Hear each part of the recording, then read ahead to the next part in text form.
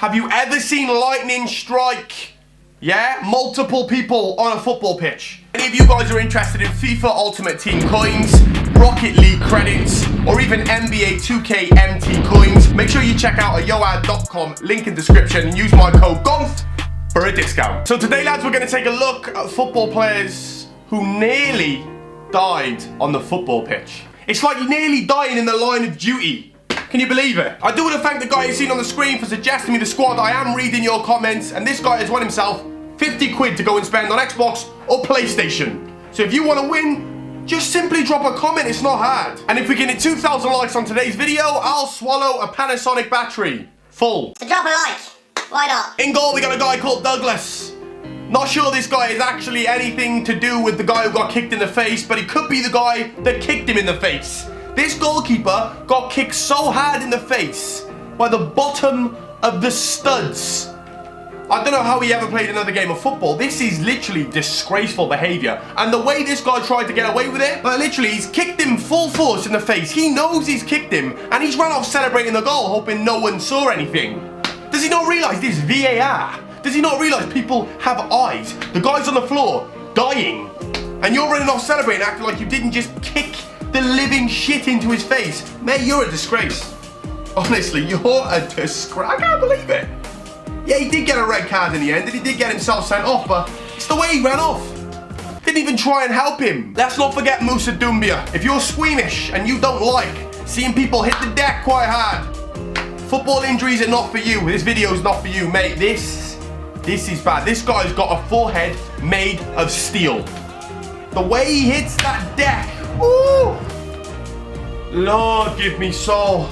Oh man, yeah, he made a full recovery. He's still on FIFA to this day, so you know he's alive. But after watching that clip, we're all thinking the same thing. God, how has he survived that? How is this guy still breathing? Forehead of steel, trust me. These black guys, they're made of steel. You don't mess with them. Crazy, but yeah, no, his life was actually saved by Serge Aurier, believe it or not. He put his hands down his throat, pulled his tongue out, and saved his life, but that was nasty. Gary Cahill, Ryan Mason, one of the most famous Premier League clips of all time. Ryan Mason was involved in possibly one of the most devastating things that can happen to a footballer. His career was literally ended, and he literally nearly died. Like, he was very, very, very touch and go. He got hit that hard in the back of his head by Gary Cahill's forehead that nearly killed him. Ryan Mason luckily did make a full recovery, but was never able to play football again, which is the, you know, double-sided swords, silver linings and stuff. He survived, but he can't do the thing he loves. So a killer, but man, at least Ryan Mason is still alive and he's able to walk and talk, because that headbutt to the back of the head, devastating. And another Premier League problem, that's what we're going to call it. We're going to call it a Premier League problem, was the Raul Jimenez and David Luiz head clash. Very similar to Ryan Mason and Gary Cahill. Jimenez, you see this? You watch this and you ask yourself, there's no way this guy's still breathing. There's no way this guy, like, is his head made of titanium? I don't know. Like, bro, he's been headbutted so hard by David Luiz there. He's hit the deck so hard and came back and made the full recovery. Like Ryan Mason didn't, Jimenez did. That's what it means. It's literally just down to luck. And if the luck of God's on your side on that day, but fair play to Jimenez, came back full recovery, but that could have been literally a million times worse. And finally in defense, we have Samuel Umtiti. Now this is one you've never seen before, because this is the first time I've ever seen this clip. Happened a few years ago. Now watch very carefully. A striker called Aduriz, who you probably have heard of, punched Umtiti full force in the throat, clogging up his air passage and stopping him from breathing. You can actually see him on the floor gasping for air. This guy can't breathe. Aduriz runs off, doesn't care. Literally leaves him on the floor to die. Doesn't care.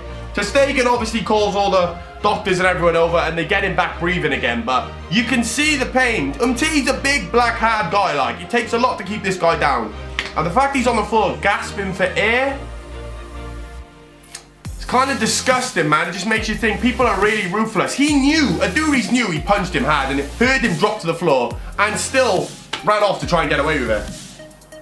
If anything bad did happen to Umtiti, he'd be going down for attempted murder, because that was just savage. And guess what? Nothing ever happened. He didn't even get done. He literally got away with it. The famous Petr Cech. It's not nice to relive this moment. It was the time when Petr Cech started wearing basketball hats, or basketball hats? Rugby hats. Basketball hats. Basketball, I'm done. Stephen Hunt versus Petr Cech's forehead, 2005. Petr Cech's head unfortunately came on the receiving end. It was disgusting.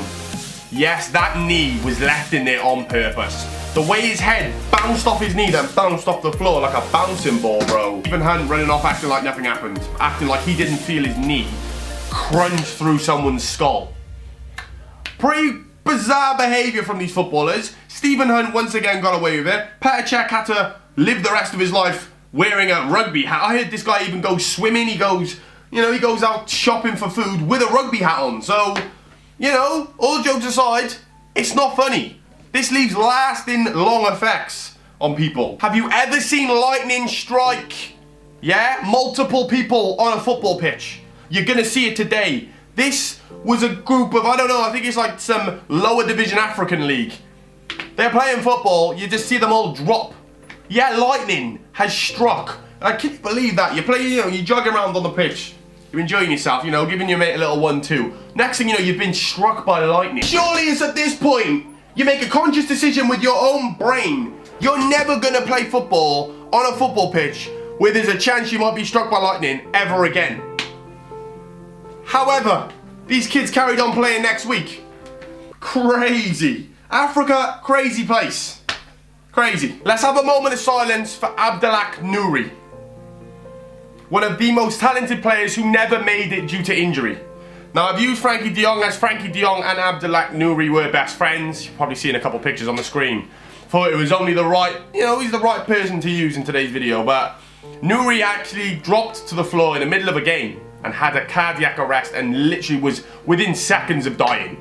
He was in hospital for, I think, about 5 or 6 years. He only just got released I think only just got released last year or something. Something crazy. He was in hospital for years. How this guy survived, I don't know. How this happened to someone so fit, career at his fingertips, was going to go on to be great. One of the most, like I said, one of the most biggest heartbreaks in football. And whenever we ever see anything go wrong with a heart in football, that seems to be like, that is your career done. So it is one of the most worrying things, but you know what, Nouri? At least you're alive, mate. Your spirit lives on, and you're a legend. We've then got Fernando Torres. You've definitely seen this clip before, because it was in one of Torres' last seasons. And he's gone for a header, and he has been flattened and hit the floor so hard that it's knocked him unconscious. Luckily, people got there in time, because he was swallowing on his tongue. You only have a few minutes to swallow on your tongue, lack of air to your brains, and you're just completely, you're a cabbage, you're done. So big up his teammates who stepped in and saved his life, but crazy to think, you can hit the floor so hard, it literally knocks you out cold, and if someone isn't there to pull that tongue, clogging up your airwaves, you'll choke, you'll die. We then have Boubacar Barry. Now, a lot of people laugh at this clip when they watch it. A lot of people think this is funny. This ain't funny. This guy nearly broke his neck in the line of duty. This guy nearly broke his neck trying to save a football. Imagine that. You put your neck, your back, your body on the line. Try and save it. And you know, you've unfortunately dived into the post and it's nearly killed you. This guy did make a full recovery, but like I'm saying, that could have been so serious. He knocked himself unconscious. Could have literally looked like he snapped his neck. His neck and his head got jammed in between, and that could have been a lot worse. So Boubacar Barry, as much as I love saying that name, Boubacar Barry, Boubacar, you're one lucky guy. Because that would have been one of the most unluckiest injuries ever in football. And to end the video, we've got one of the most famous clips of all. It was a guy called Kankeva who saved a player called Gustev's life. I think we're going low into the Ukrainian Division 3 or something where this happened. Goalkeeper went up with, and this is aggressive, went up with his knee, knocked him clean out. This guy hit the floor so hard, choked instantly on his tongue, and luckily, this guy knew to go in, pull your tongue out, saved his life. Like, it's that serious. You've got to be on call. They must teach you this in football. Like, as soon as you see someone go unconscious, open their mouth, make sure they're not choking on anything, because it's pretty serious. This guy survived this time, but trust me, it could have been a whole lot worse. It could have been a whole lot worse for most players in this team today. It's crazy to think, like, you can die, you can lose your life playing football on a football pitch. It's almost hard to get your head around that.